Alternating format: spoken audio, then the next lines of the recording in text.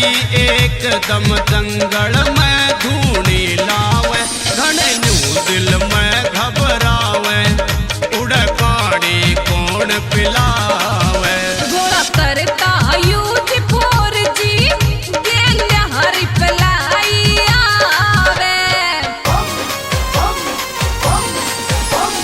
भोले की भक्ति खातर पिया सहने कष्ट पड़े भारी, करके भक्तिया हो जा मुक्ति, दुनिया चाहवे न्यू सारी। मिट जागी कष्टी सारी, जब पहला सी मुस्कावे। सोशल साइट का जमाना, गोरी दुनिया नेट चलावे।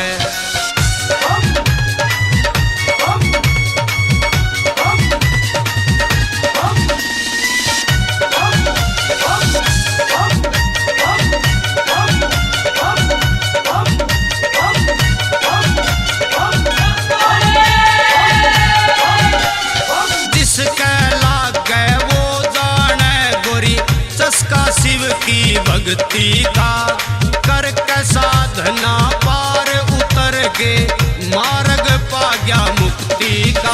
भवतारण